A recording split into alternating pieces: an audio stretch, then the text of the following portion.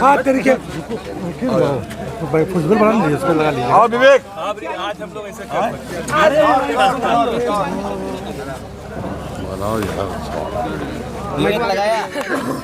आज वाकई में एक भावुक दिन है हमारे लिए।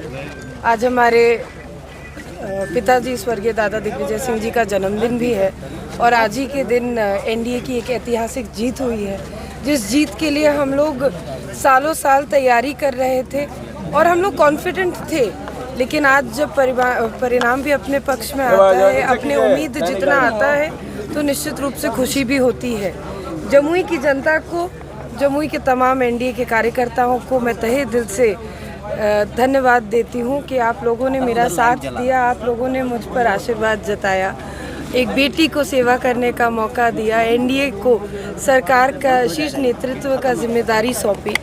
और मैं ज़्यादा कुछ नहीं कह सकती, लेकिन पिछला चुनाव हम लोग 2020 में 41,000 के रिकॉर्ड के साथ जीते थे और इस बार 2025 में पुनः अपने रिकॉर्ड को तोड़ते हुए भारतीय जनता पार्टी ने 54,772 वोटों के साथ रिकॉर्ड कायम किया है। देखिए, चुनाव कोई भी आसान नहीं होता, ये हमने शुरुआत में भी बोला था, आज भी कहते हैं।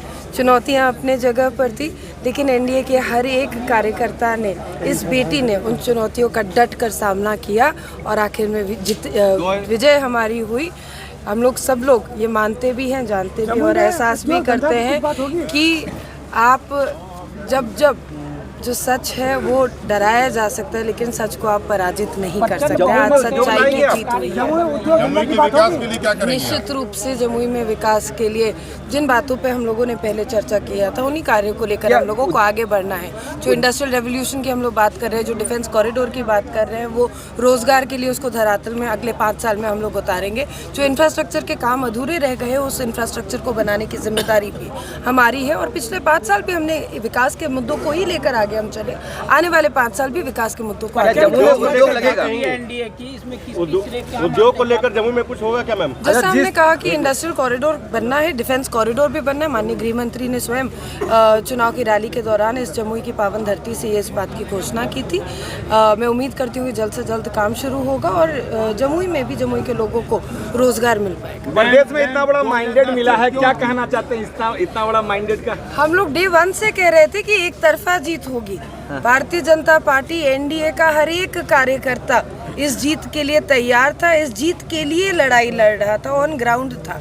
हम लोग पहले भी बोले थे कि हम ऐसे लोग नहीं हैं जो सिर्फ चुनाव के वक्त बरसात के मौसम को देखकर बाहर निकलते हैं। हम वैसी पार्टी से आते हैं कि 365 दिन जनता के बीच रहकर जनता का काम करना चाहते हैं। विपक्ष का आरोप और प्रत्यारोप अब चलता रहेगा। उनके साथ जब वो बंगाल में चुनाव लड़के जीत जाते हैं तो कोई वो आरोप नहीं लगाते हैं, लेकिन जब हार जाते हैं बिहार में तो आरोप लगाना शुरू करते थे। ये बहुत ही पुराना तरीका हो गया विपक्ष का। इतनी बड़ी जीत के बाद क्या पार्टी आपको कुछ और बड़ा दायित्व दे सकती है? देखिए, शीर्ष नेतृत्व का निर्णय है, जो भी निर्णय आएगा हम लोग सब लोग उसके साथ है। जनता का सेवा करने के लिए एक सौभाग्य मिला, एक और मौका मिला, जनता का सेवा करेंगे चाहे जिस भी पद पर रहे। क्या एक मंत्री के साथ हम बात कर रहे हैं? दे दिए जवाब हम। बिल्कुल, धन्यवाद। क्या लग रहा है महिलाओं? आप सभी लोगों को बहुत बहुत धन्यवाद। आप लोगों ने भी बहुत साथ दिया चुनाव के वक्त, आप लोगों ने भी बहुत साथ दिया और आप लोगों को भी मैं तहे दिल से धन्यवाद देती हूँ। मैं आप सभी लोगों को अपनी तरफ से पार्टी ऑफिस आमंत्रित भी करती हूँ कि प्लीज़ आइए और हम लोगों के साथ मुँह मीठा कीजिए।